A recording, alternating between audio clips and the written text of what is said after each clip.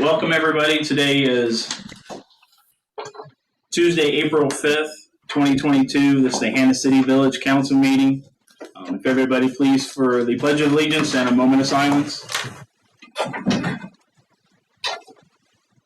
I pledge allegiance to the flag of the United States of America and to the republic for which it stands, one nation, under God, indivisible, with liberty and justice for all.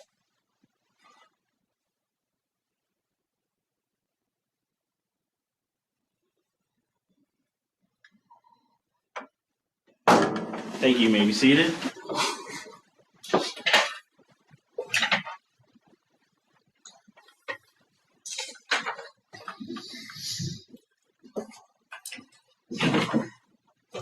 I know we have a lot of people that are on this evening. Is there anybody who is not here for the Hannah City trail status?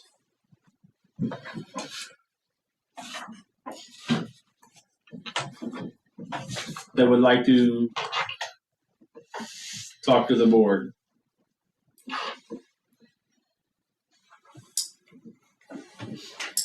Okay. Let me just turn that over to Jackie.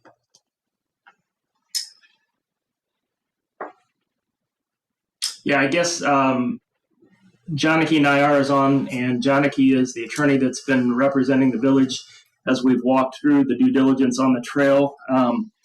We've asked her to kind of share an update so everybody who's on the call has kind of a current understanding of where we're at, and then we can take public input after that if folks want to have questions or share based upon the status. So Janaki, why don't you go ahead?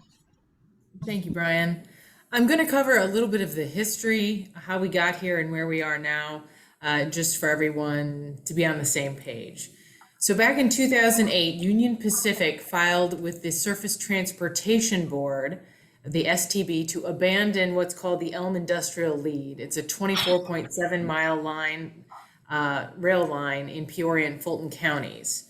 In 2008, the Illinois Department of Natural Resources, IDNR, was approved as the trail sponsor for the line by the STB.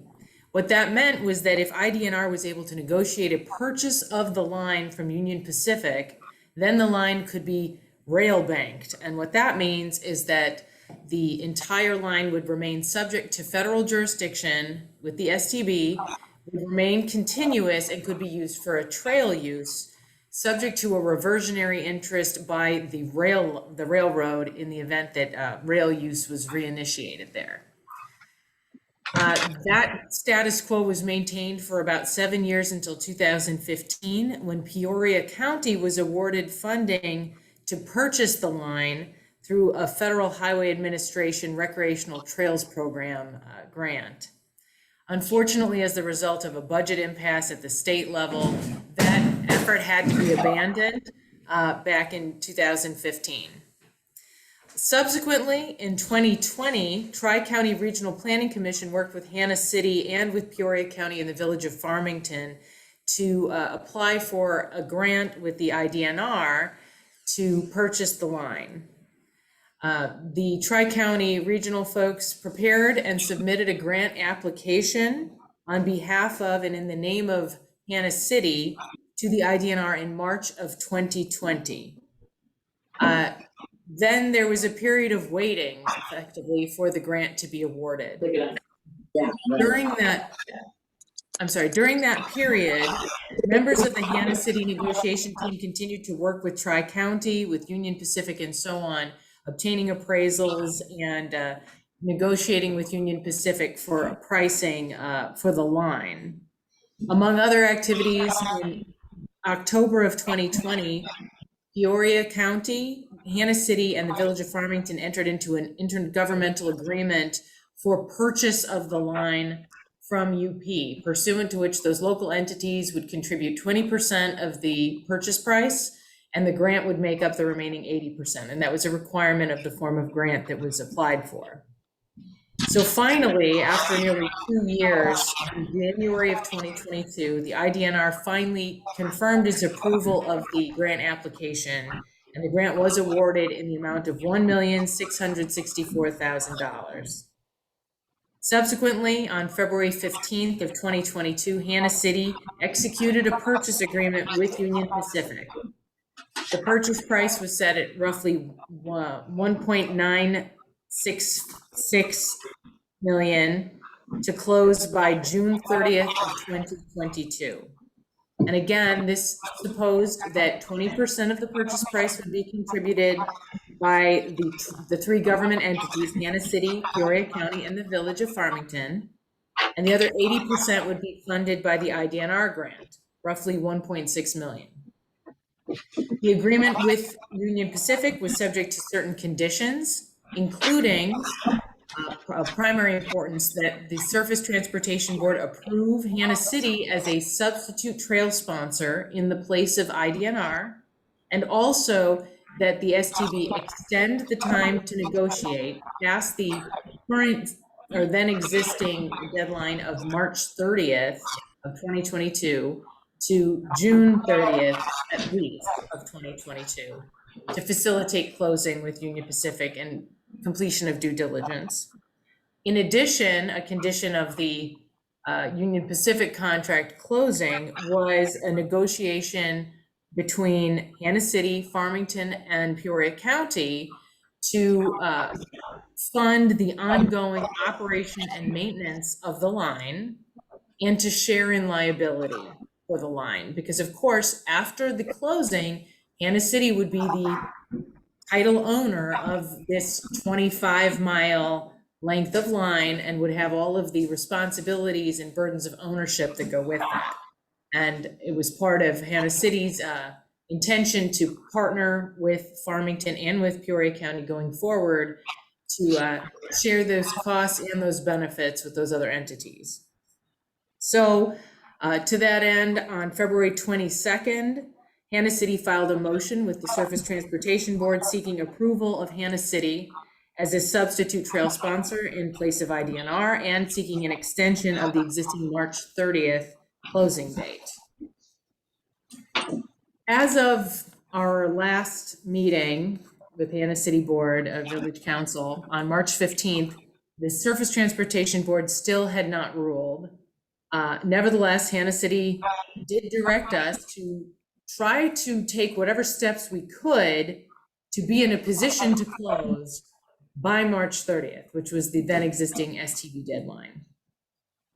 So where we are now, based on those due diligence efforts and so on. First off, as of half hour ago, last time I looked, Surface Transportation Board still has not ruled on the motion that we filed on February 22nd.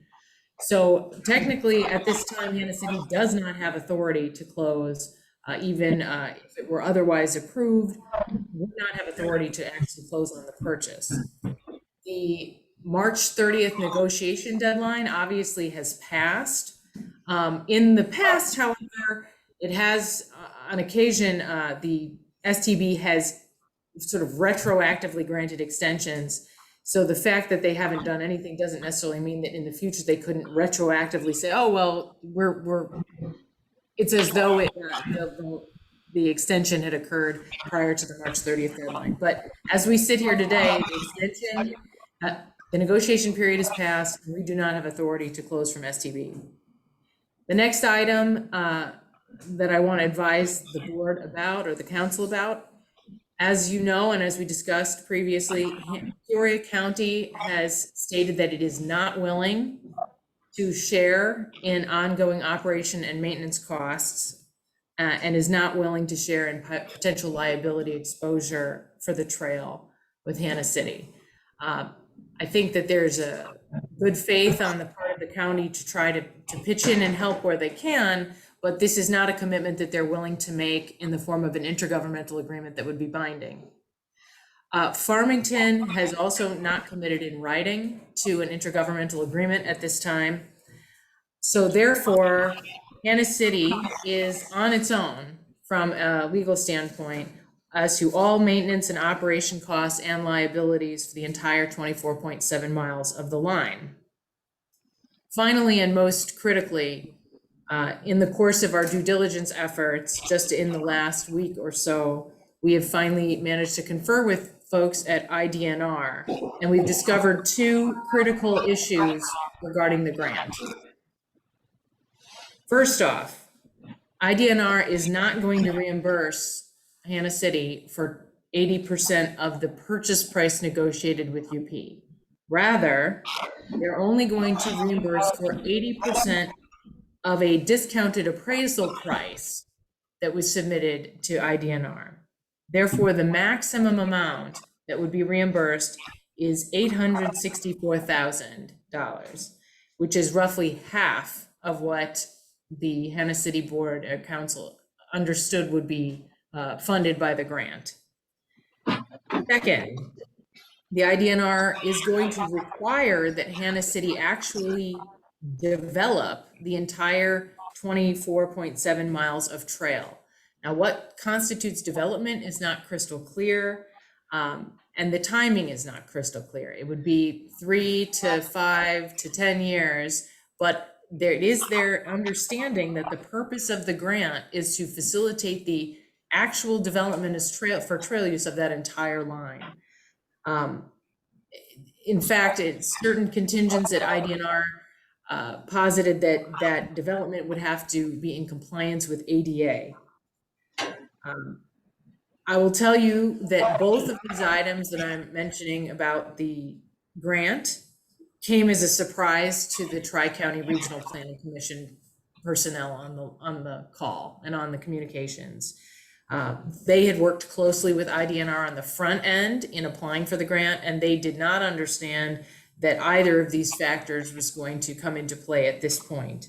And it's my understanding too that the key liaison who they've been working with at IDNR back in 2020 has since retired, and so perhaps there's a disconnect at IDNR.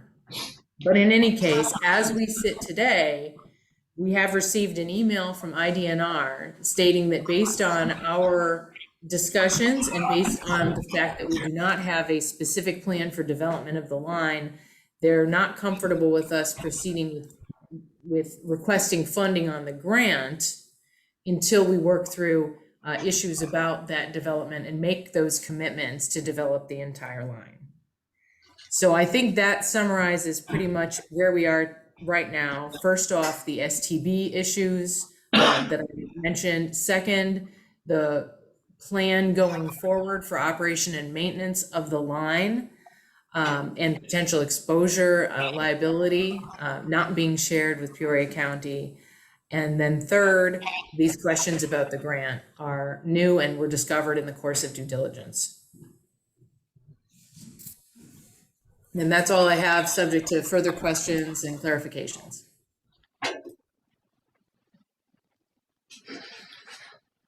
Well, I know that was a lot.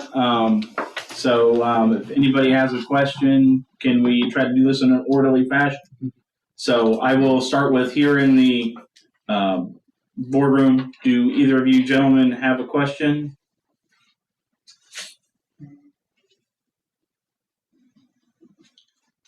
Go ahead, sir.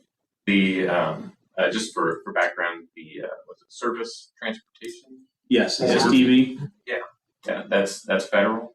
Yes. Yep. Okay. And just for your information, the two letters, the one stating what the grant reimbursement would be and the other letter with the don't do anything further on the grant, are both in the packets that you've got if you want to read those in further detail.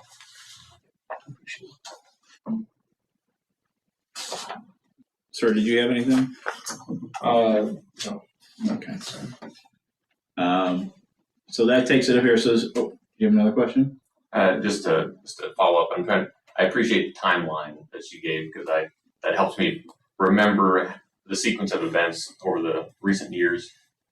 Was there ever an absolute deadline given after which Union Pacific was going to parcel out the property or anything like that?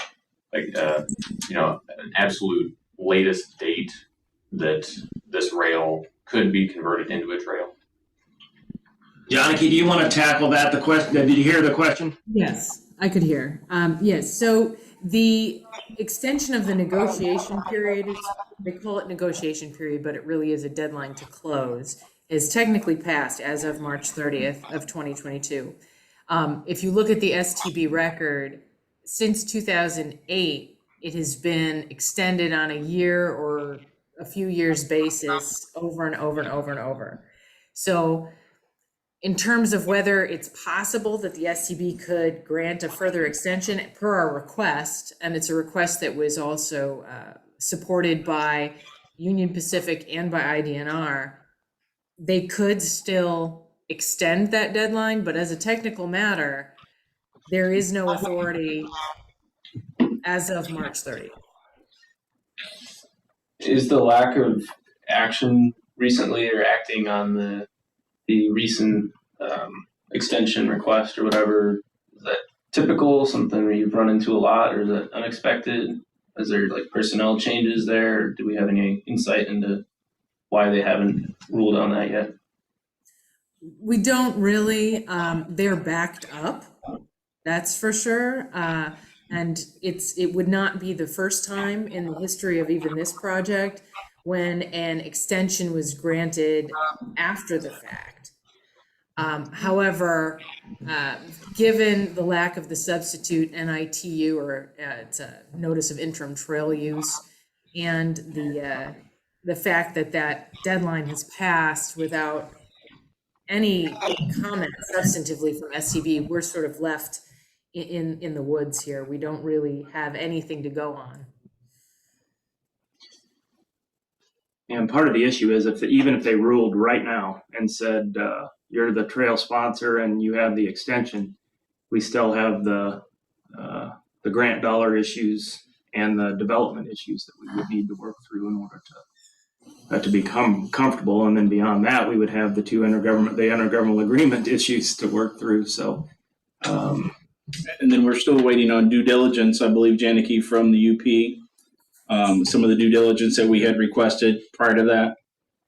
Yes, and contractually, they had committed to getting us copies of all of the identified licenses, is the phrase used in the purchase agreement, which is to say all of the easements, leases, rail crossings, and so on that would pertain to the line. They've gotten us about half, as far as I can tell, about half of those. Any further?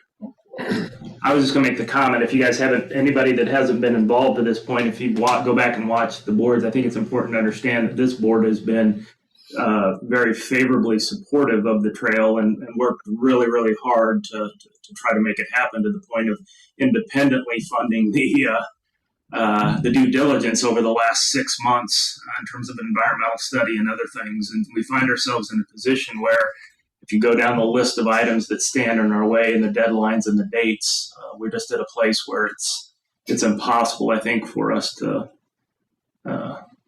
proceed. Again, the board will make that decision. That's not my decision to make. But I guess for those who have, if you haven't been following this group of people, these individuals, elected individuals, have been very, very supportive of trying to make this happen and work very hard to try to make this happen. Is there anybody online who would like to comment or has a question?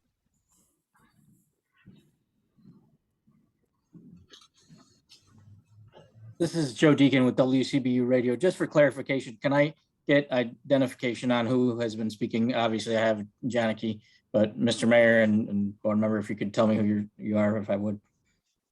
Yes. Village President or Mayor Anthony Frixell. That's Fryxell.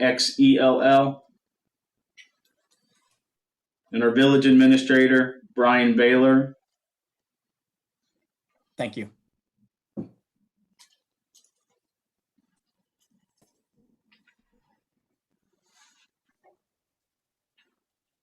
Steve, did you have something? Yes, I do. Thank you for the update. So based on what I heard, are you saying after this presentation, the board will vote to end the whole process or to extend it and wait on some of these answers that the presenter, questions that we have? I mean, is tonight like, we're going to do it or we're dropping out altogether? the vote. Steve, it's Brian Baylor, the village administrator. I think the answer to your question, and Johnny, you can correct me if I'm wrong, or anybody else can chime in. I think what we're saying is, in its current state, that the deal is going to be finalized. We would not be moving forward should the board approve this motion. That does not mean that there would not be potential future opportunities that might look different, but in its current state, with the current grant and the current funding and all the current hurdles, this generation of trying to turn this into a trail would end. Did I say that correctly, Johnny? You did, yes. And just to follow up, have we been in contact with any of our state representatives, or even, I don't know, someone said part of this is federal, any of our federal representatives in terms of trying to get their assistance on, I don't know, it just sounds like we're not getting the answers for some reason that we need. And unfortunately, that is our federal government. We have reached out to several of our state and our federal representatives and asked for support in this. And we have gotten support from them, letters from them, supporting this. And we're just, it didn't really change very much. Okay. I would note that Congressman LaHood's office sent a letter of support and a request that the STB move it along in early March, and was advised that the matter was under consideration and that they could not be given any further consideration effectively. So I think and I believe that they followed up and requested again for some movement, and to no avail. On the IDNR side, I believe that there have been discussions at the IDNR with various personnel there, but another thing that we learned in conference with IDNR is that they have never handled a project of this size through this program. So they are not looking at this as a rail banking grant. They're looking at it as purely a trail development grant, and that is quite different than what Tri-County's understanding was going in and what ours was.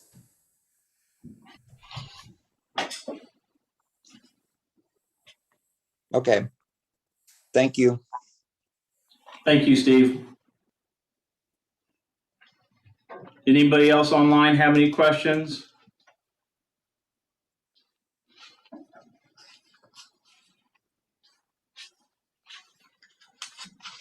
Okay.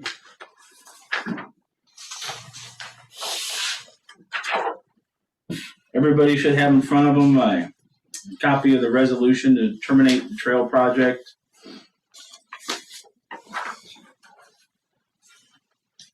I guess I want to kind of illustrate my thoughts on it a little bit. Even if the STB retroactively acts,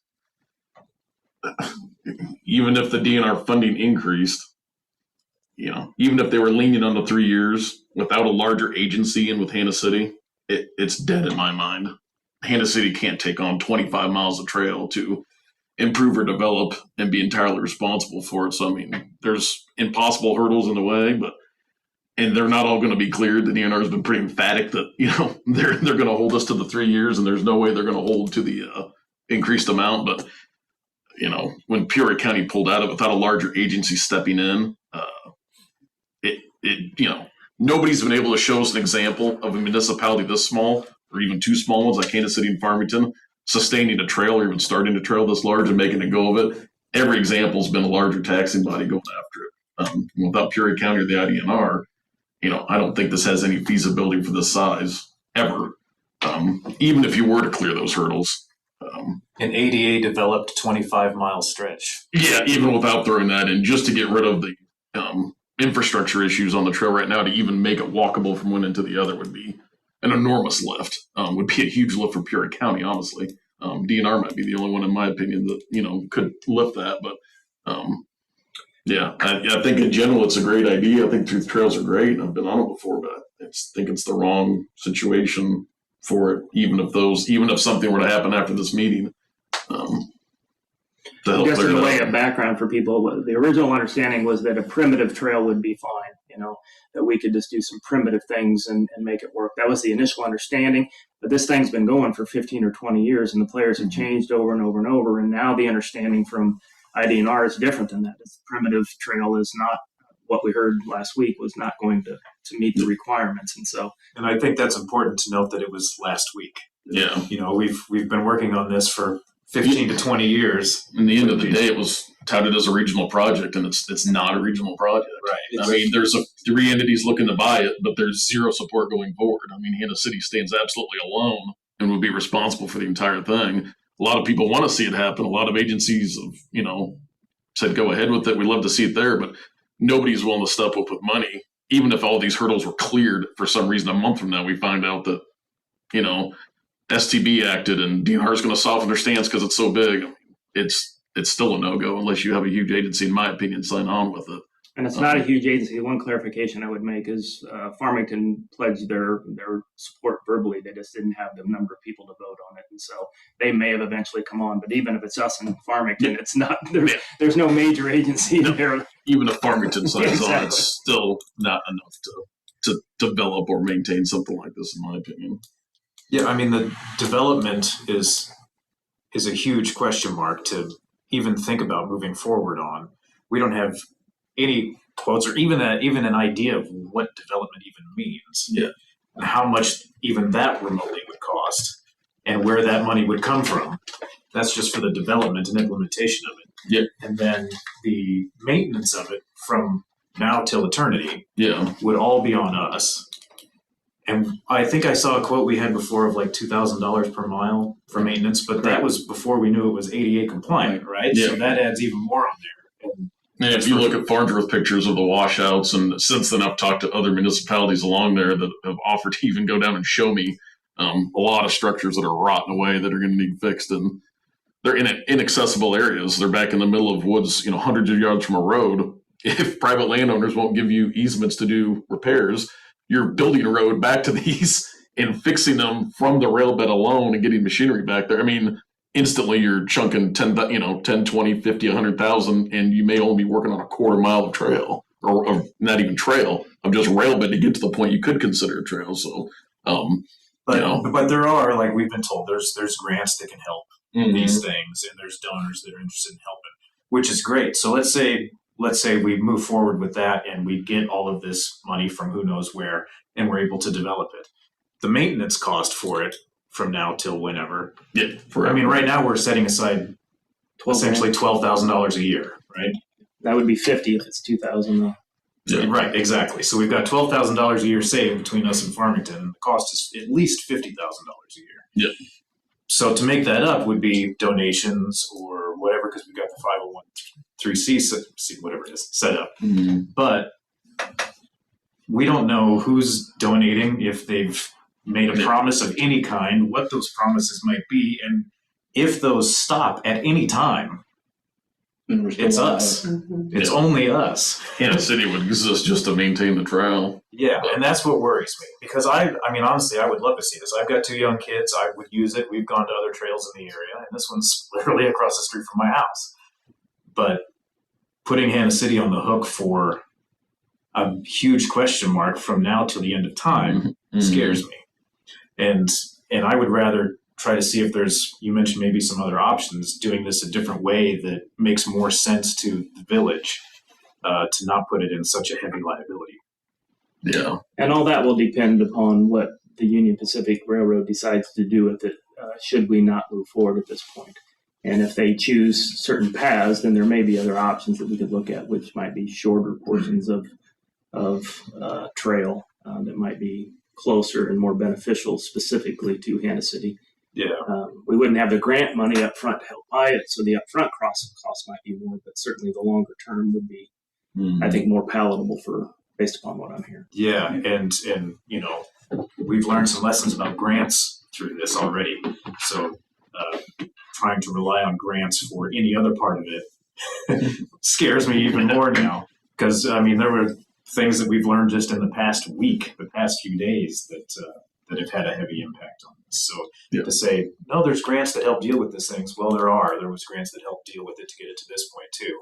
Yeah. And it didn't get us to the finish line, but And I think it's important to note that a lot of people have worked really, really hard to get us here. Absolutely. Tri-County's done a lot of work and helped us with the grant, and Fred Winteroff has been working on this thing for 20 years. And so there's lots of people that have done a lot that are going to be hugely disappointed at this point. I think we've given it the best effort that we can at this point, and they're just going to fall short and going to need to regroup and see where we're at.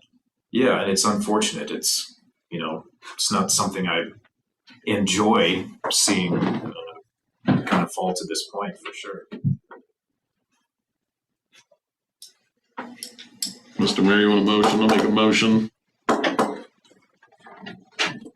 Terminate the purchase and sale agreement with Union Pacific to terminate the grant process of the Illinois Department of Natural Resources and otherwise conclude Hannah City's involvement with the trail project as presently proposed. Have a motion by Johnson. Second.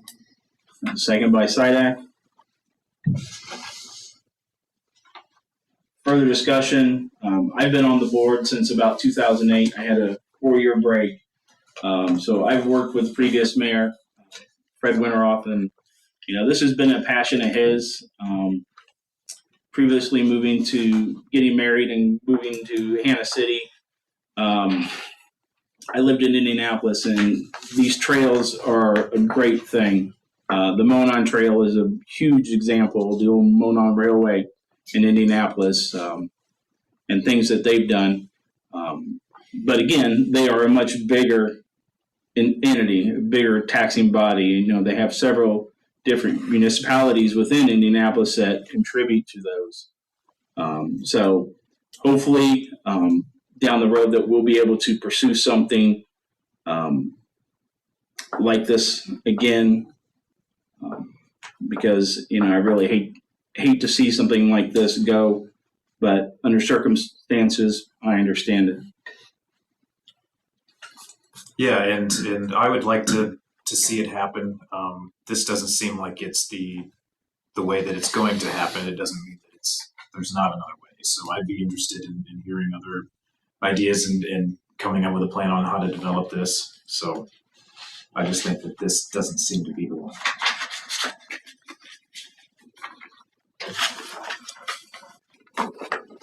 I have a motion by Johnson. I have a second by Sidak. And we'll go ahead and I don't need to roll call that, right? Probably not. I didn't set up this one though. It might be a Johnny question. Johnny, do we need to roll call that? I don't believe so. All those in favor of terminating the resolution or agreeing with resolution terminating the trail project signify by saying aye. Aye. Opposed, the same. Motion carries, and I did vote. Got it. That resolution will be resolution number 2022-04-01.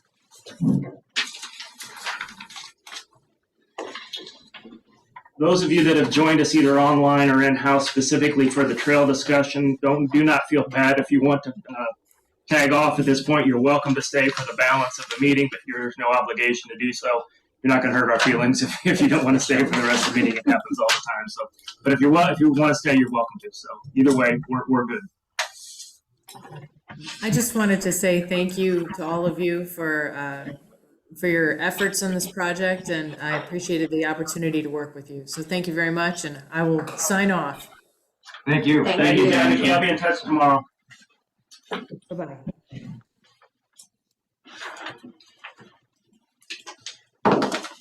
Next item is approval of previous meeting minutes from March 15, 2022. Everybody should have a copy.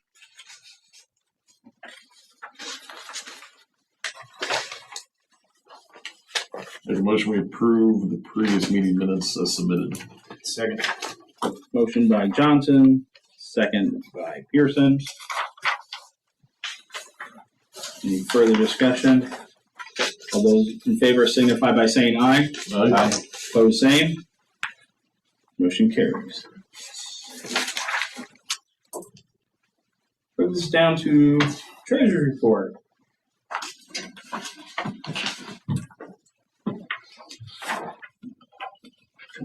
Only thing of interest on here is the Farnsworth bill we did receive that's on this for the trail.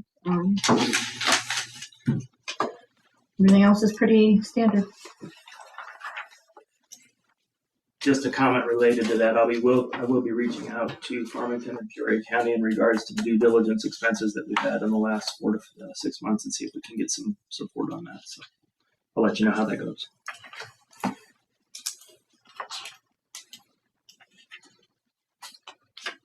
So I entertain a motion to approve the treasury report and pay all outstanding bills. So moved.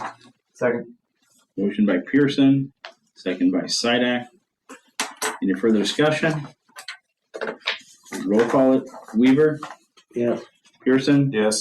Sidak? Yes. Johnson? Yes. Motion's approved.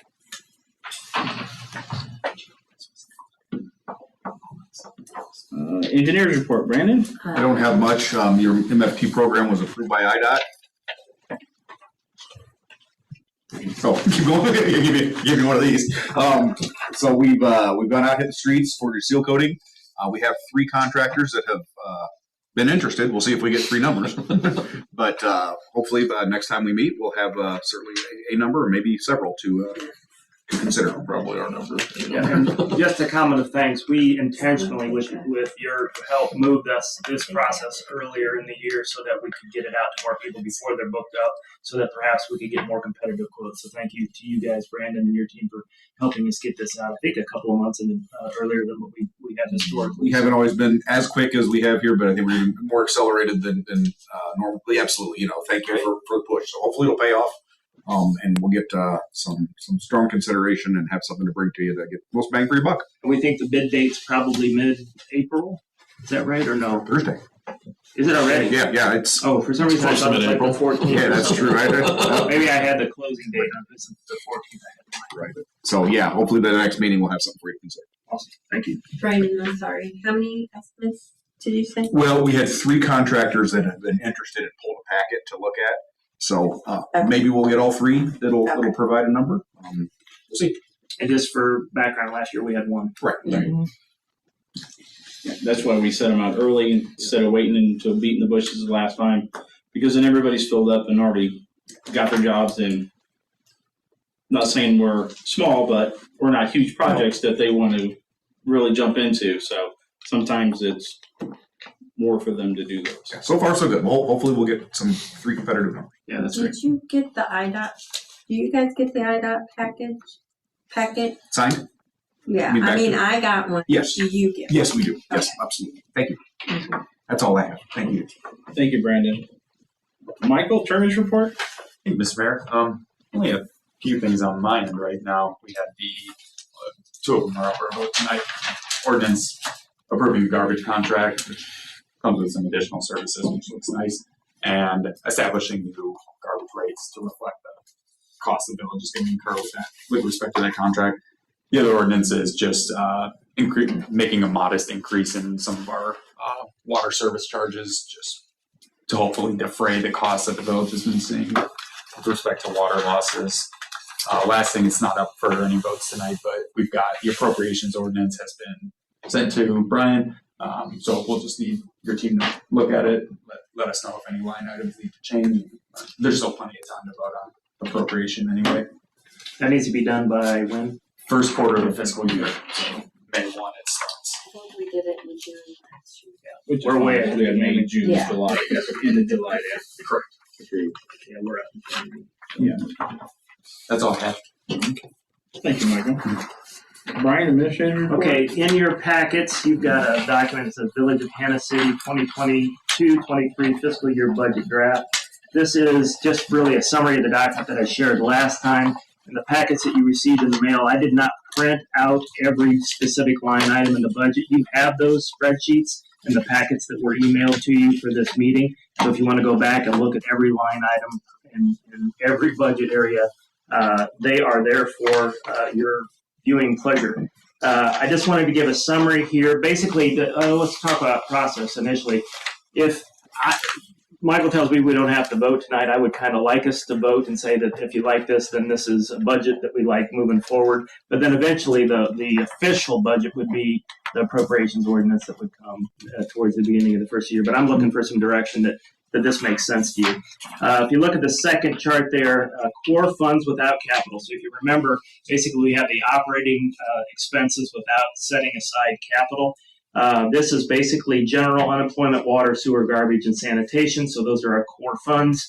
And if you look at water and garbage, I've highlighted those two. The reasons I've highlighted those two is in these numbers on this slide are the increases that are in the ordinances that we're going to vote on later in this meeting.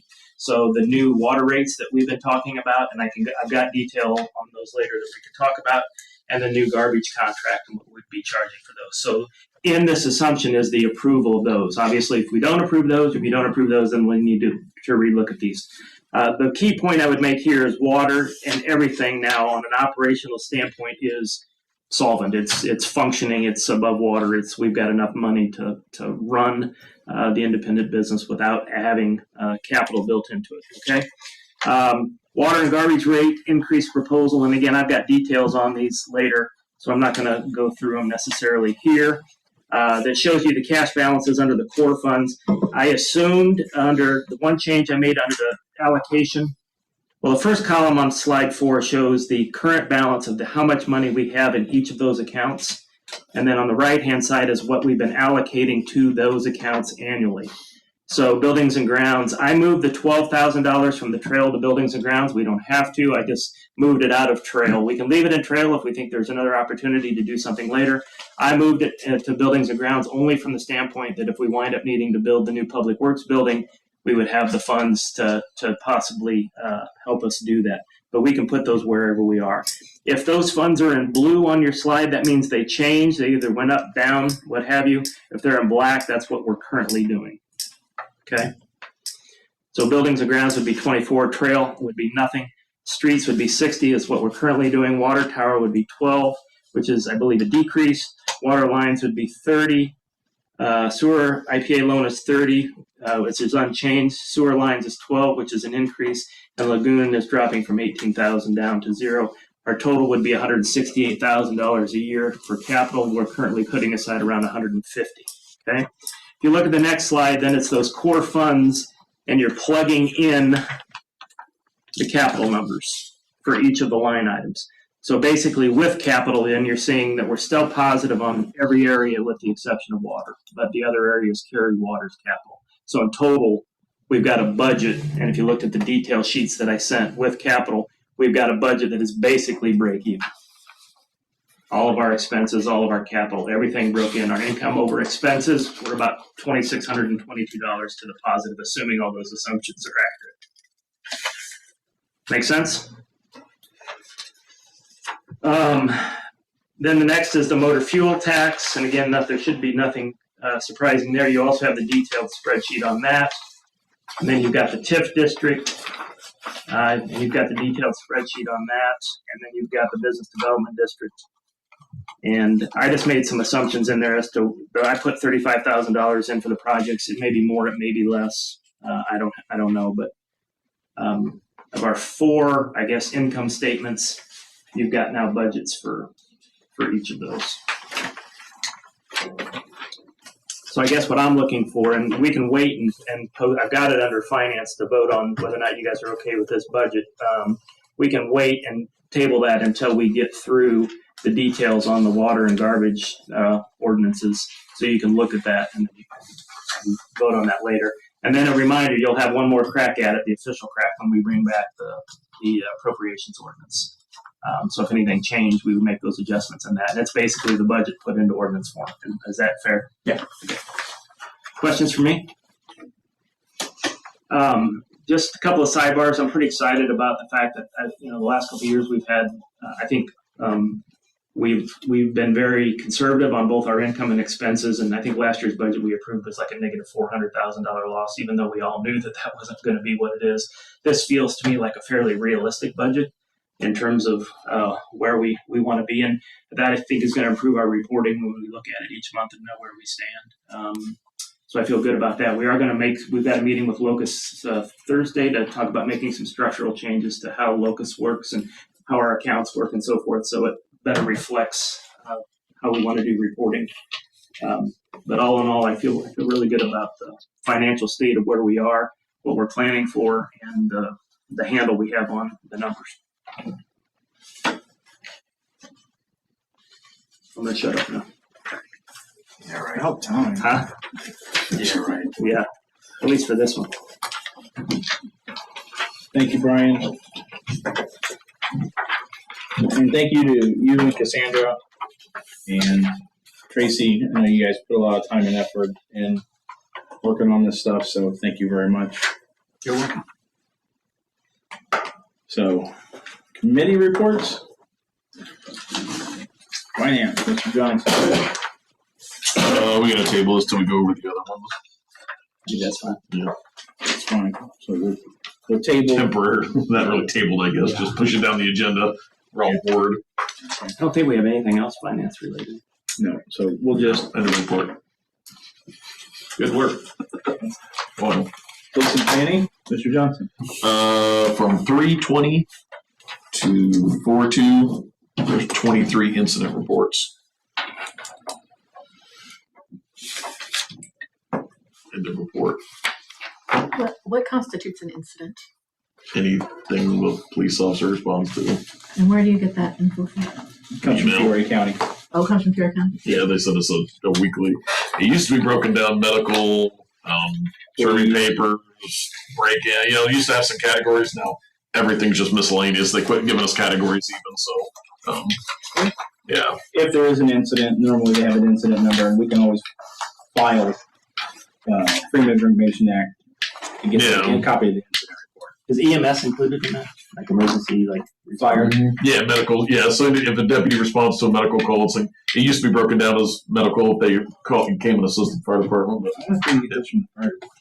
Do what? I don't know if we get those reports from the fire department. We don't pay them anything. They're their own taxing body, so probably not. I mean, I'm sure Freedom of Information is their public body, but like regularly reporting to us. No, I mean. Can we reach out to Peoria County and ask them to break it back down? I'm sure they have. We used to get all the incident reports in an envelope. Yeah. I did reach out to our contact, Lieutenant Butterfield, earlier this afternoon, left him a voicemail. Because there's a couple of things I wanted to talk to him about some of the UTVs and stuff in town, especially on 116, which isn't ours, but a lot of those aren't licensed. They're not, street legal. Yeah, they're not street legal, period. So, and then I know I've seen a lot of UTVs up and down the side streets, and of course going on the rail bed. So. You have to get UP to trespass them. Yeah. Well, if we could ever get a hold of them. Right. When he was here, was that him that was here? He said that they do not engage because they go in different areas. That they do not want to chase them, is what he stated. Yes, I remember. I don't remember. Yeah, he said they do But not. I think he also said that because we pushed him on it a little Yeah. bit, and he said he would look into it whether or not he has or hasn't. Right. Because we haven't heard from them. But they do not want to engage them. Now, if they're just sitting around, maybe they might say something. But they said they can get in places where their vehicles can't, and it poses endangerment to others if they try to chase them. Well, if they take off, then just let them take off. Right. But, this weekend I saw a convoy of 4 UTVs, 3 ATVs, and a guy on a dirt bike. Yep. All going right down 116. And they did shop at the Casey. Well, hope they all got gas from motor fuel tax. I mean, I do believe that they're seen on 116. I think those guys could do something. I saw them actually down at the end of the trail one time. They drove down the trail. They came back on 116 right by the police station. Oh, we should have that conversation. Oh, the jail. By the sheriff's department. So they came right by through there. So I did not see a police officer, but they drove all the way down 116. Okay. Sanitary, Mr. Pearson. As you were aware, at the last meeting, we had a lift station back up into a residence, and we are working on getting all of that cleaned up and fixed. I'm sure Brian's got some more detail. He can give us. Yeah, there's two in the packet. There's two quotes. One is we've actually already spent the Hogland money, the just $58.76.70. That was the emergency mitigation to get the water taken out, to get it, because there's sewer in there, to get it cleaned up, to get it all the stuff necessary to get it back to where it was safe for the residents. So those dollars have already been spent. But we do need to retroactively, I think, approve those dollars. And then the second, the Merrick flooring, is the quote for replacing the carpet in the basement. And then the only thing that will be left is there's a couple of drywall issues that need to be looked at, but we'll be looking at those. And just in the way of background, we did talk to our insurance, and they said it's not our liability, it's the homeowner's liability, and the homeowner's liability said it's not our liability, it's the village's liability, and so forth. And so there was a debate about all that. So we just ended up saying we needed to take care of the residents, so we decided to push for it. And I think after talking with Caleb, that's not necessarily unusual that those insurance companies have those debates. No, I mean, at least I've seen it. Maybe Brandon, in the towns we represent, if our sewer fails, the towns we represent have always paid for it themselves, not put it back on the homeowner. Yeah, I don't believe you have to. Yeah, But yeah. yeah, You may not have to, but yeah, anytime there's been something sewer related that was obviously an issue with the main, I don't know anybody that's pushed it back on the homeowner and said, IMO was very sorry about specific and very adamant that we not pay it. Really? They were very because they said it opened us up to setting precedent. Whereas if in 10 years down the line, But I think that precedent, to your point, has already been set, right? Because we've already done it. We've already done Their sewer backed up. It wasn't she their said- lateral. she said it wasn't. Well, the reason we had no liability is because it was an act of God, so to speak. It was something that we couldn't have foreseen. It wasn't because of our negligence. It was because of regular system Yeah, I failure. think that's debatable because it's on the lift station that we had been We were going working to repair on. the next I know, day. I know. Well, I'm the just next telling you what week she told anyway. me. In this particular situation, because everybody knows we're planning to replace the lift station the next day and we knew it was suspect, then, Just telling you what I was told. I'm not. So Yeah. under the heading of poor timing. Exactly. Right. We knew it was time to replace it. We just got 2 days off. Well, yeah, we just didn't have the parts and couldn't get the vendor there. It was actually not the next day. It was 3 or 4 days later, but it was still the timing. Still, Probably close to yeah. I did stop at the residence over the weekend and spoke with the homeowner, and they're very happy with the speed and quality of what's been done so far. They're happy. So, what do we need to approve out of these? Everything yeah, the 58, 76, 70. separately or together? Separately. And my question is, did this come out of this already, or it's not This is included? related to lift station backup expenses, right? The Merrick floor covering. Yes. Okay. Well, the two that are in here, the Hogland has been spent, but I don't think we've paid it yet. We've just received the invoice. Okay. Neither of these have been paid. Okay. But I did commit to the Hogland construction invoice, the Stanley Steamer invoice, just because they needed a signature to start. I mean, we started cleaning up the day it happened. Okay. So I'm just trying to tie it to the agenda, but it looks like you covered it under the backup expenses. All right. So I'll make a motion to approve the $5,876.70 to Hoagland Construction for the water mitigation and reconstruction. Second. Just a second faster. Sorry. Motion by Pearson, second by Weaver. Any further discussion? Roll call it. Pearson, Yes. Sidak, Yes. Johnson, Yes. Weaver. Yes. Motion carries. And make a motion to approve $1,430.30 to Merrick floor covering for the expenses reconstruction for that. Second. Motion by Pearson, second by Weaver. Any further discussion? Roll call that. Sidak, Yes. Johnson, Yes. Weaver, Yes. Pearson. Yes. Motion carries. And as I said, I think we'll have one more after this. It'll be just a little bit of drywall work, but nothing. I don't think it'll be as significant.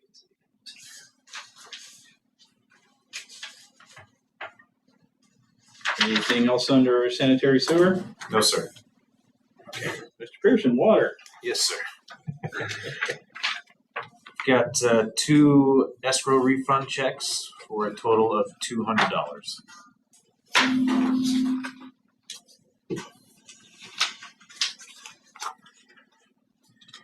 And then we have some discussion on the new water rates. Yeah, so in your deck, you've got a water rate proposal. As I mentioned earlier, the assumptions that are here are built into the previous budget summary that I showed you. Basically, when we set out our objectives, based in part on benchmarking other municipalities and so forth, was to get break even operationally. So the money that we bring in monthly covers the expenses that we have monthly, and that not to cover capital costs.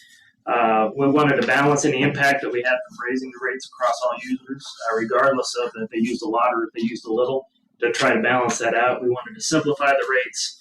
We didn't want to punish the major users like the car wash. And this morning, or actually yesterday we ran a simulation with the actual meter reads for the month of March and the new rates, just to see what that impact would look like for each of the users. And we made some minor modifications based upon that. So the next slide then shows the,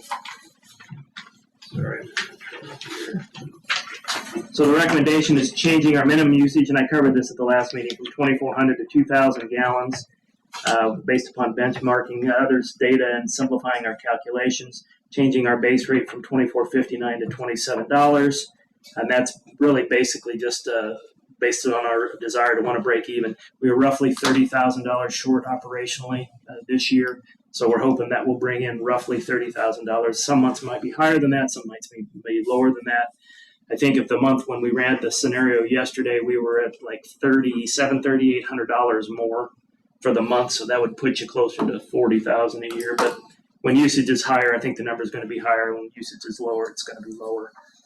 Change higher usage to $8.50 per 1,000 gallons, taking out all the other tiers that we had and having that be for 1,000 gallons on, and then do not punish major users. We put in a commercial rate of 70,000 gallons and higher in the ordinance. So anybody that uses 70,000 higher, Gills, the car wash, the big commercial organizations, they're going to see a bit of an increase, but they're not going to see double, which is what they would see if we just left that $8.50 out there. So we didn't want to penalize them that way. Gill's bill went from $410 to like $850. Yeah, if we didn't put if we didn't put the new in. When we ran the scenario, basically what it looks like is most people are going to see a roughly $3 monthly increase in their water bill. As you go higher in the usage, you're going to see a little bit higher impact. Probably the greatest impact is going to be in those people that use somewhere around 8,000 to 12,000 gallons a month, because they were getting a lower rate before, but they're not high enough to get the commercial break at the 70,000. There's not many people between like the 12 and 30, 40, 50. So there's a handful of users, maybe 50 or so, that are in that kind of $8,000 to $12,000 range that are going to see a little higher than the $3 per gallon. So like I said, I believe that it gets us to break even, and then we've already got the ordinance that says we'll keep pace, or we have the opportunity to keep pace with the 2.7% increase every year if we want to do that. I'm guessing maybe with this we might be a little over when we get to the end of next year. We might have more money than what we thought. I don't think it'll be significant, but we may be in a position where we wouldn't have to take that 2.7 again next I was year. going to ask about that. Yeah. Again, it just depends on what Illinois American does or what have you. So Because that's basically the reason we're at this point, is Illinois Americans' mercy. yeah, when we took the big increase last time, it was basically all we did is really catch up for 8 years of not keeping up with the Illinois American rates. We didn't do anything to get ourselves to break even. And in hindsight, maybe we should have done all that at once. I don't know. But this gets us to a point where we're operationally break even. So the next document is an ordinance that basically explains that. So basically, if you look at Section 2, that's where the major changes are. So we now have 3 tiers. The minimum water fee for water service is $27 per month. for 2,000 gallons. For water consumption greater than 2,000 gallons and up to 70,000 gallons per month, the water service is $8.50 per every 1,000 gallons. And then for water consumption greater than 2,000 gallons and exceeding 70,000 gallons, it's $5 per every 1,000 gallons. And that gives, I think that gives us a kind of a simplified. Is that the normal way to write something in number 3? What do you mean? That's what I was saying. Be the rare instance where we exceed 70,000, we're not greater than 2. I have a question. I thought that this was going to be written that users who are regularly over 7,000 gallons were going to be, anything over their 2,000 was going to be 5 per. That's what that says. Well, this says for water consumption greater than 2 and up to 70,000. So this is a tier. So they're going to be charged $8.50 for They're going to the. be charged 27, and they're going to be charged 5 for every 1,000 gallons over that. That's what's intended. Over 70,000. Yeah, which one are we looking at? The second? The third. So So if they're over 70,000, they're going to be charged $5 a gallon for everything over 2,000. For every 1,000 gallons, I thought. Correct. Over 2,000. Correct. So But they have to use more than 70 to So if get they're that rate. regularly- Just counts it all the way back. I see what you're saying. So the way I'm reading it is that they're going to be charged $8.50 per gallon for 2,000 gallons up to 70, and then $5. The way I'm reading it is if you're over 2,000 but under 70, it's $8.50 per every 1,000. If you're over 2,000 and above 70, it's $5 per every 1,000.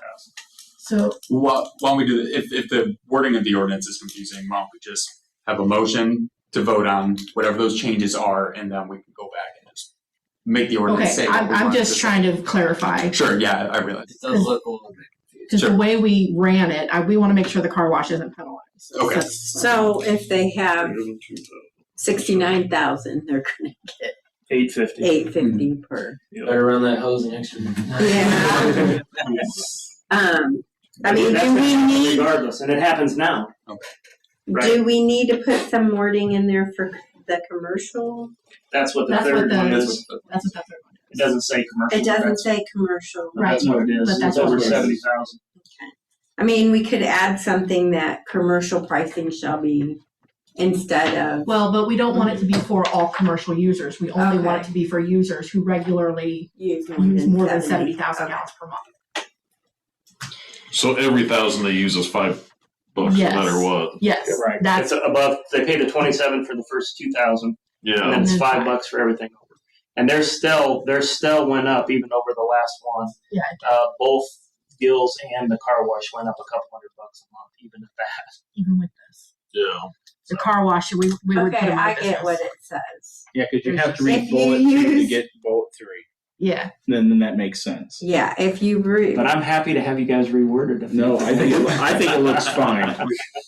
We just, I let's just make sure wanna the make sure motion it's- is clear yeah. with whoever makes the motion. Yeah. So if you use over 70,000, you're going to pay $5 for every 1,000 after 2,000. yeah. yes. And that's if the way it you're needs to go. Yeah, below and that's 70,000, you're going to pay $8.50 for every 1,000. I think it should over say who 2,000. for customers who regularly exceed 70,000, just because.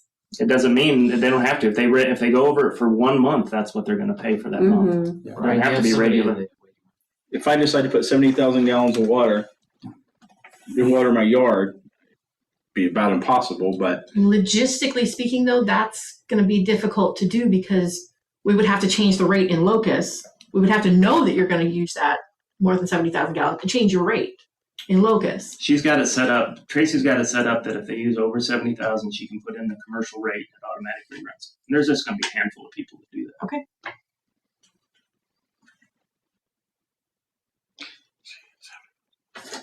Go for it, Kevin. Go. Give it. Does everybody understand the intent of what we're doing? Understand the intent. the intent, So basically, if you're using 2,000 or less, you're going to pay $27. If you're using over 2,000 but under 70,000, you're going to pay $8.50 for every 1,000 gallons over the 2,000. And if you're using over 70,000, you're going to pay the 27 plus $5 per every 1,000 over the 2,000. And trust me, it's way less complicated than the 6 tiers that we had there previously. Water shall be billed at the following rates: 2,000 to 70,000, $850, 2,000 to $75 per thousand. I'm sorry? Anything over 7. Or yeah, water billed at the so basically water consumption between 2,000 and 70,000. Water consumption from 0 to 2,000 is $27. From 2,000 to 70,000 is $850. And For over 1,000 gallons. Yeah, per 1,000 gallons. Yep. And any consumption over 70,000 will be billed at $5 per thousand. Above the $2,000. That's the intent. You'll need to be around to answer the questions if anybody reads this and has any questions. For your last bullet, would it make it easier if it read like for water consumption exceeding 70,000 gallons per month, the water service would be $5 per 1,000 gallons of water in excess of 2,000 gallons. That is, I think, what we're trying to do. Yeah, that is. Yeah. I think the 2,000 to 70,000 is kind of what's confusing people in that third bullet point. Well, the first bullet point tells you that it's $27 for the first 2,000 gallons already. Yeah. Okay. I'll change the wording however y'all want. Yeah. I mean, I get it. If If you read it as greater than 2,000 and you have to put that emphasis on the and. So we should go back. What's my Exceeding. No, then it makes sense. If you're reading it just and you're not getting the purpose behind. The key is Tracy understands it. She's the one that's going to apply it to everyone. Why do you need an and though? Like you could, if you're over 70,000 gallons, how could you possibly be below 2,000 gallons? Well, you're going to pay the 2,000 fee. Yeah. 0 to 2, you're paying 27. So it's And then emphasizing 2 and above is the $5 Gotcha. per 1,000 gallons. Yeah, so if they did 70,000 1 gallon, everything from 1,000 gallon to 70,000 1 gallon is $5 per gallon. From 2,000 on. Correct. Yeah. No, they get 2,000 for 27. Yeah, you said 1,000 to 70,000. Sorry, I apologize. From 2,000. Project accepted. For fun tonight, go look at the current ordinance and read it and see if that makes more sense of it. 14 different rates of it. Well, here it is. We went through it before. Yeah, and we still, even at this rate, we still have some of the cheapest managed water in the area. Absolutely. Because I think Washington's, last time I checked, it was like $65 just that's basic water. Minimum charge, yeah. The minimum charge was $65. Yeah. Then there used to be there was an independent water company and they were even higher in the portion of Washington. So everybody understands what we're voting on this evening, correct? Make a motion, Pierce, on this roll. So I'll entertain a motion to approve ordinance number 22-04-01, an ordinance amending the minimum water combined water rates for residential and non-residential customers in the village of Hannah City. So moved. Second. Motion by Pearson. Man, Zach's on the seconds tonight. Second by Sidak. Any further discussion? We'll roll call it. Johnson? Yes. Weaver? Yes. Pearson? Yes. Sidak? Yes. Motion carries. Just FYI, the implementation of this we left a little bit fuzzy. It's because we want to send out a letter and make sure people understand what's going to happen. But in theory, it can happen in the next billing period. It could happen May 1, or if we want to delay it, we'll just tee up a vote for the board to say we're going to delay the implementation of these new rates until X date. Well, most likely May 1 means the June billing, so they would go into effect. So I think we can get the letter out. I'll talk to Tracy to make sure. I just didn't want her to feel pressure to have to get the letter out so quickly. Correct. Thank you. And I didn't want people to get caught off guard. I believe that's all I have. Well done. Build the ground, Mr. Weaver. Looks like we have a garbage contract. Yeah, and Mr. Shangra is online, so he can help answer questions. He represents GFL, which is the new name of the company. I've got a deck in here on the garbage contract as well, just like I did the water. So basically the history, we have approximately 535 locations. We currently, our cost is $11.50 a month. We charge $12.06 a month. We talked about the fact that we always charge try to charge about 50 cents more based upon people coming in and out to make sure we've got enough cash flow to cover what happens. Our last price increase was in 2014 when we went from $10.50 to $12.06. So that was a $1.56 increase in the services we had in the last contract. We're basically trash and recycle. If you look at our recommendation then, 5-year agreement with GFL. You've got the copy of what that looks like in your packet. Standard services are still included, trash and landscape. The cost would be per year, you see 2022, 2023, 2024, 2026. Additional services included this time. We have home landscape waste pickup 2 weeks in the spring, 4 weeks in the fall, so that's nice. We have one bulk service home pickup after the village garage sale. Eric, correct me if I'm missing any of this. And then we also have an electrical waste dumpster that we can call in and use on occasion where people could bring old TVs and that kind of stuff that would be included in the contract as well. So that's the cost side. And then on the pricing side, again, when you go back to the budget, the pricing I had in here was included in that original budget. So we would be going from $12.06 to $14.50. I realize that's a fairly sizable jump. It's $2.44 increase effective September of 2022. I believe that's when the new contract would go into play, Eric, if I'm not mistaken. But if you go all the way back to 2014 and take the two increases that we've seen since 2014, it basically amounts to 20 cents annually since 2014 through the end of this contract per year. So we'd have one increase with the new contract, 50 cents above the last year, which is kind of what we've done historically, with one exception. And then we'd have no additional increases for garbage over the life of the agreement. So we take the price increase now and it wouldn't change for the next 5 years. Eric, did I miss anything? Oh, sounds good to me. Sounds like you got your head around it. Thank you. Eric, I had just one question. The electronic recycling, does that include like CRT monitors and things like that? Yeah, that's exactly what that is for. Old TVs that have leaded glass, we'll take those to Kusakowski in Peoria. They process them, they make that lead inert, and then they actually haul that material up to Canada where it goes in a landfill. There is some fine print in that electronic waste proposal that I should point out, and that's that we'll do that as long as Kusakowski is in business in Peoria. They're the ones that process the material. They do rely heavily on federal funding for their business. And so if the federal government would ever cut their knees out from underneath them, we simply wouldn't have a place to take that material. It is banned in Illinois landfill, so I don't see any reason why that would be happening anytime soon, but that caveat is in there. But it's hard to find a place to take a TV anymore, not spend 30 or 40 bucks. So a lot of people put them in a ditch. We have a partnership with Kusakowski where we can collect them and then take them to them where they get their license. They harvest the precious metals that are in that stuff, and then they properly dispose of the leaded glass, which is the big problem.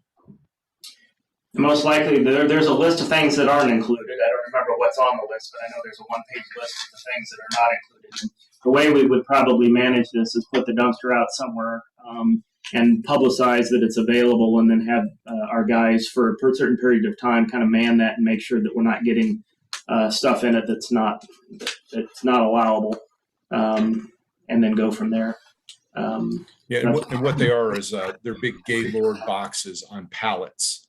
We give you 8 or 9 or 10 of those and have an area where you can load those with the big televisions, computer monitors, and all the electronics that are out there.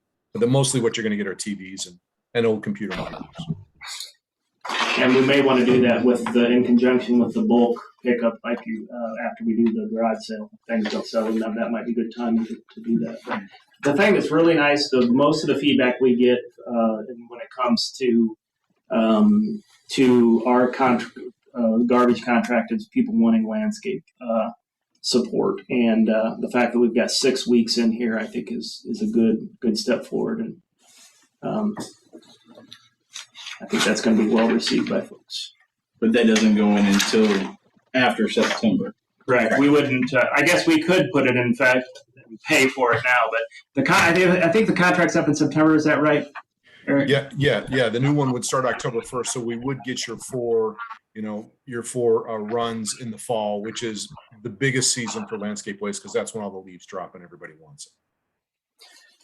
So again, we've got this in ordinance form, which is your next document. This is an ordinance approving a contract for residential waste collection and disposal services between the Village of Kansas City and GFL Environmental Inc. and establishing rates for such services per the document that I just gave you. I make a motion, we adopt an ordinance approving a contract for residential waste collection and disposal services between the Village of Hannah City and GFL Environmental Inc. and establishing rates for such services. I have a motion by Sidak. Second. And that's for that option two. That's what this is all based on, right? Second.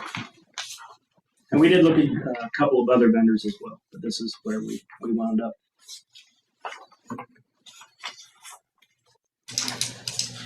Motion by Sidak. Second by Johnson. Any further discussion? This will be ordinance number 22-04-02. And have a roll call it. Weaver? Yes. Pearson? Yes. Sidak? Yes. Johnson? Yes. Motion carried.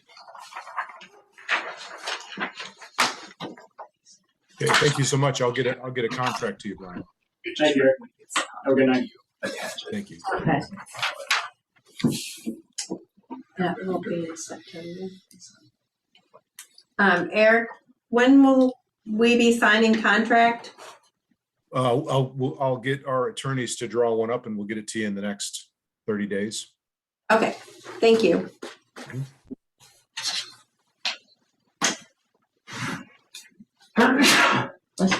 Anything else under building and ground? No.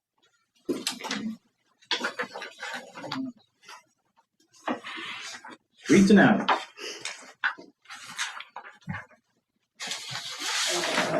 Quote here for the site factor, the street department.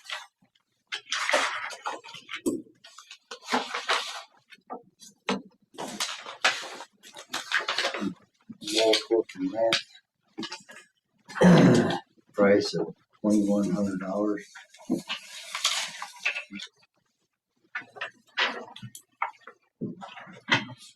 This is standard dirt fill compactor. Yeah, and blacktop. Blacktop touch is probably. Yeah. Flat metal compactor. Vibrates. This month, I know he had gotten a quote from somebody else, and I heard him check all over, so this must have been cheaper than one. It was. Yeah. And in the way of history, when we sold a bunch of stuff. I think we maybe brought in. Well, I can't remember the number. It was $2,400, but one of the things we sold was the old compactor. So the plan was to replace it eventually. It was pretty beat up. Make a motion, we approve $2,100 for the compactor. Second. Motion by Weaver, second by Johnson. Any further discussion? Roll call it. Pearson? Yes. Sidak? Yes. Johnson? Yep. Weaver? Yes. Motion carried.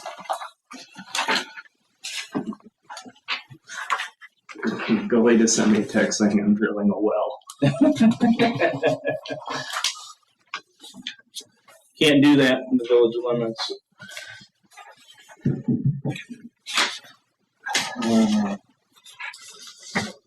Don't live in the city.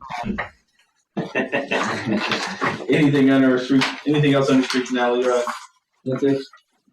Thank you, sir. Economic development, Mr. Sidak? Okay, firstly, I have a question. Are there only two estimates here?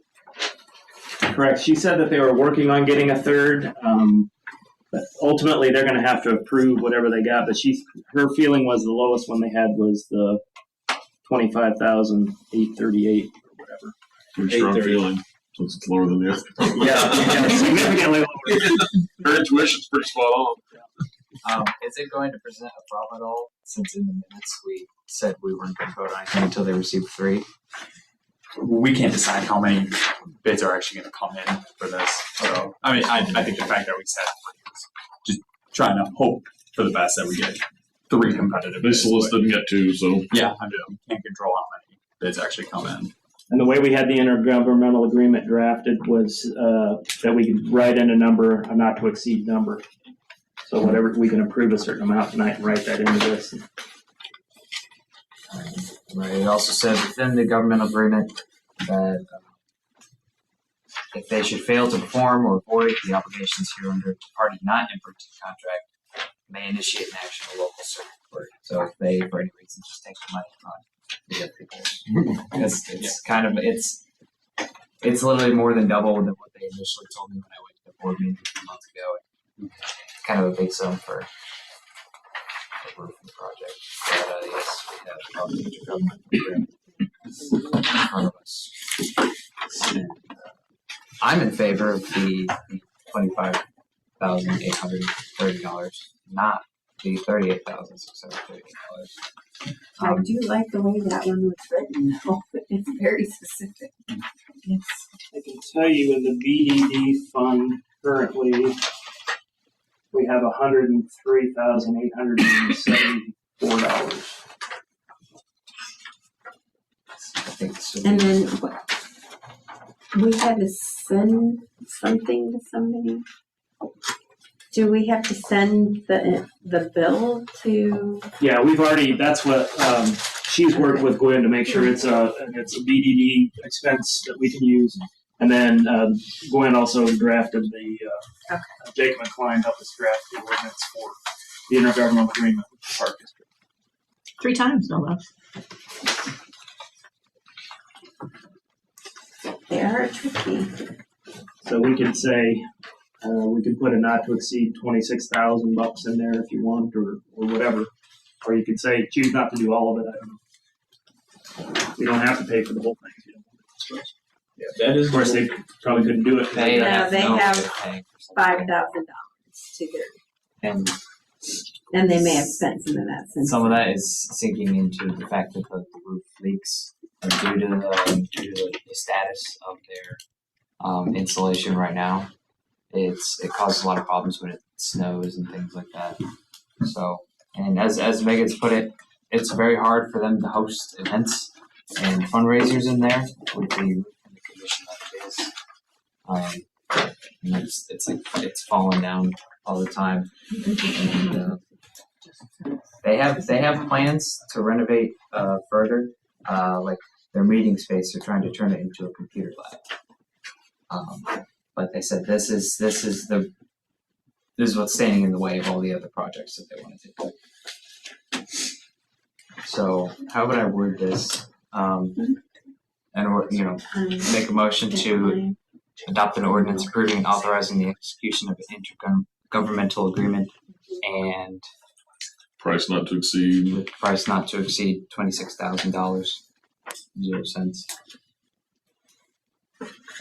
Then the leeway, $170. Yeah, we'll just put 26,000 in the thing. Got enough for tips. Second. I have a motion by Sidak, second by Johnson. Everybody knows what we're voting on.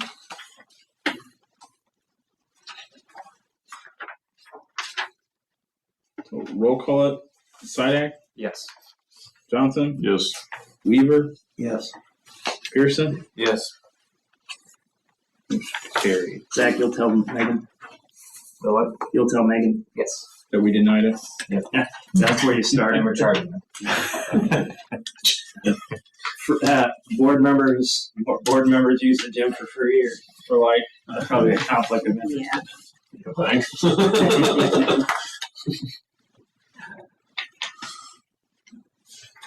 And that ends my report. Thank you, sir.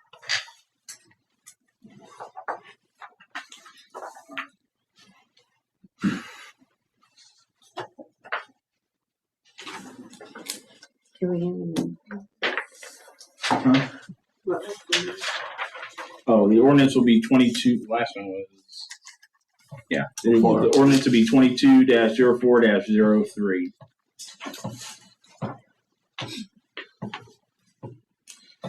Other business, fire department requests to close the Main Street June 4th from 5 p.m. to 12 p.m. That would be 5 p.m. to 12 a.m., I believe. No. Mm-mm. Oh, wait. Yeah. There were two of them. There were two of them. It's midnight. Yeah. Come on, that'd be fun. And then June 14th from 8 a.m. to 3 p.m. And I believe that's for their hose testing again. No, I did say till midnight. It is till midnight. Yes. AM. AM. Okay. Just so Both we of them have- are hose tested? No, the other one's their dinner. Oh, okay, that's Pork what I chop. thought. That's why I was like, oh wait, that one is AM. Yeah, that's the June 4th. Thanks. Just making sure you did. Make sure you're there Yes. and contribute. Yes, I'll be around that day.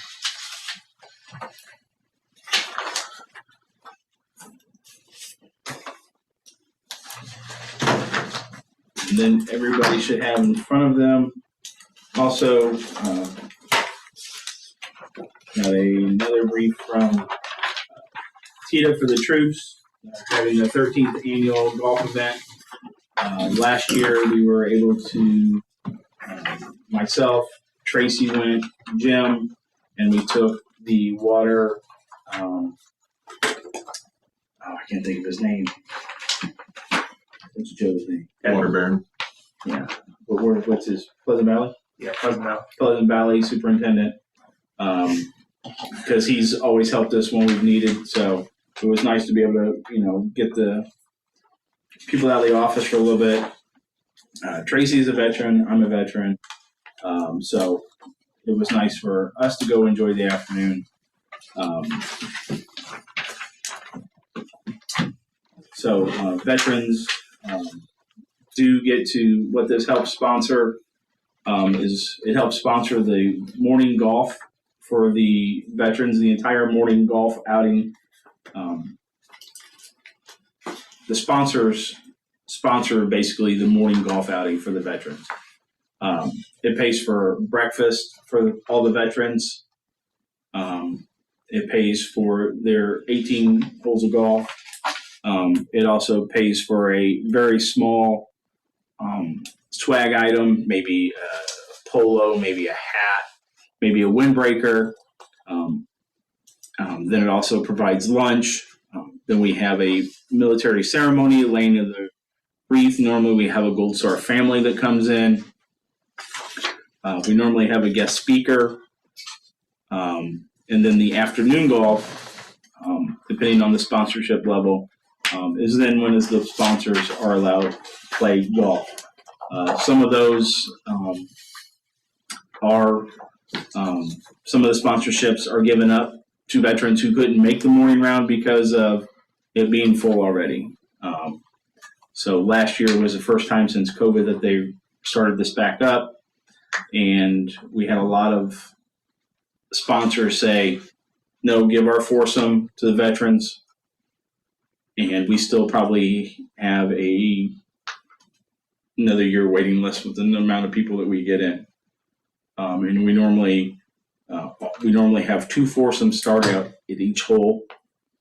So it's a busy morning, and then we normally do the same thing in the afternoon for the sponsors.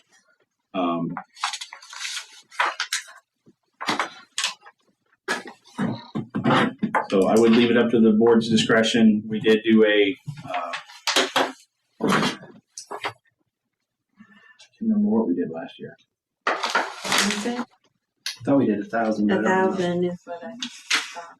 I think it got changed to foursome sponsor because there was no $1,000 options. Yeah.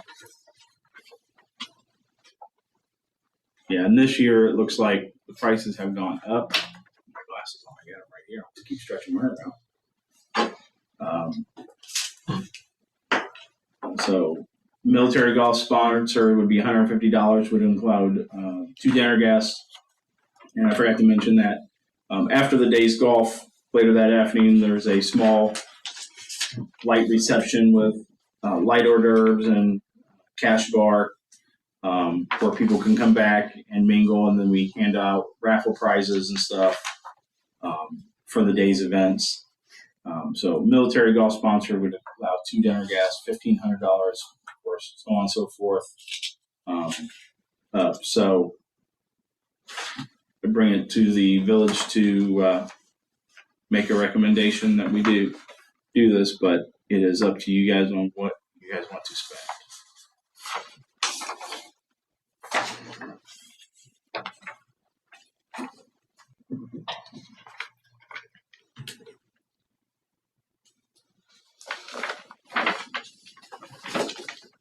So last year we did the $1,000 option. Last year we did 15. It was 1,500. But last year, $1,500 was an actual golf foursome. Of course, I didn't know the rates had gone up. So It looks like it's the same thing this year. Yeah, there's a foursome sponsor. 1 foursome, 2 dinner guests. Oh, standard foursome. Sorry, I was looking at the back, not the individual. I'm looking at the back too. I was looking numerically. Sorry. I didn't see the 1,500 thrown in there in the middle. Oh, you saw them. Oh, yeah. You're looking at beverage underwriter. Yeah. Gotcha. I probably did. And I am on the committee, so I haven't had too much time to actually work with the committee, being on vacation and work.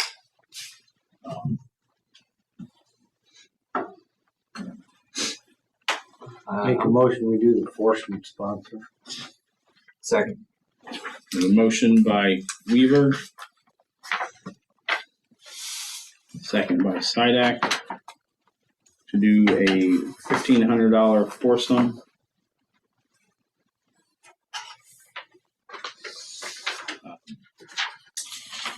And just a little bit of discussion.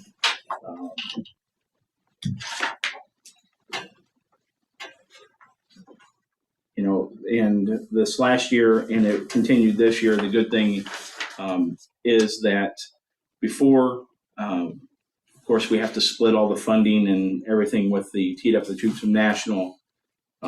This last year, they authorized us to continued this year.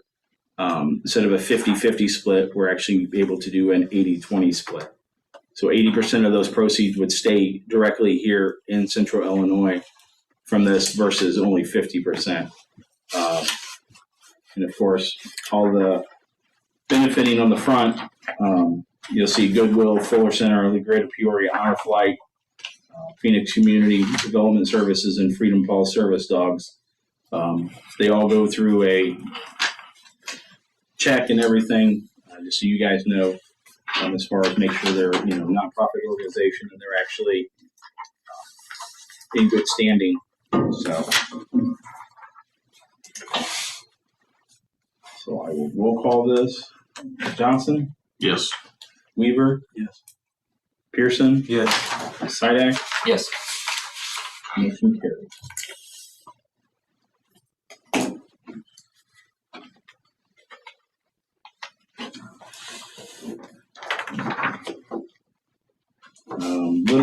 We gotta go. Actually, we skipped something. Yeah. Finance, Mr. Johnson? No, that was the budget thing. We tabled it already. Yeah, well, I mean, we passed those 2 things and nobody really had a problem with it. Nobody's mentioned anything else on it, so I'll make a motion. We proceed with drafting the ordinance correct for 2022-23 fiscal year budget. Motion by Johnson. Second. Second by Pearson. Any further discussion?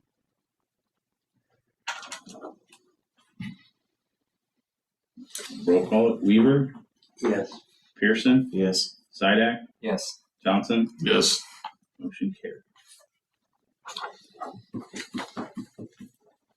Before I go to item C, I'm going to jump down to correspondence. We got a letter from the Farmington Music Boosters, who had their, they do it every 4 years. We sponsored their t-shirts this year with a donation of $500. and they were greatly appreciated. They sent a card. They had the board says, "Thank you for the donation to the Farmington Music Boosters for the FCH Band and Choir trip to Florida." Of course, and this is a 501(c), and the donations are tax deductible, so we can keep this receipt in case we need to file it with our taxes. And it's signed by all the board members. And then the kids were nice enough that they had all the kids signed a thank you card, and all the donations for the T-shirts. They sent out a thank you card. So if anybody would like to look at those will be up here. On an unhappy note, I've told some of the board members, previous board member Jed Isabel passed away March 25th at his home. I did not see any.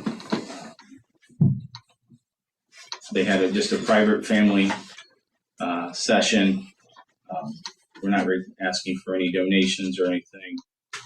So I did not know if the board wanted to do anything in memory of to any organization. Was there any charitable organization listed in his obituary? No, there was not. In fact, I still have it up. As many of you may or may not know, Judd was a member of the board for quite a few years until he had some health problems and decided to get off the board. After which his wife developed more health problems and found out she was not in remission any longer with her cancer. So he retired from his job and took to taking care of her up until the time she passed, traveling and doing what she wanted to do. And I spoke with Judd probably 3 months ago. I was over at his house, talking to him on some things we're looking at trying to do this next year.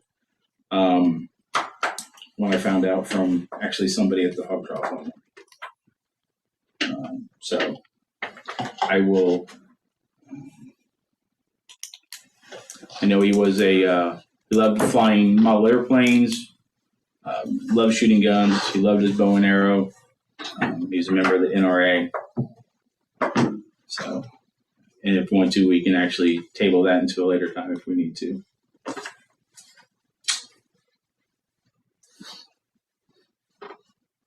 Yeah. And we don't have to do anything either, since there really wasn't a.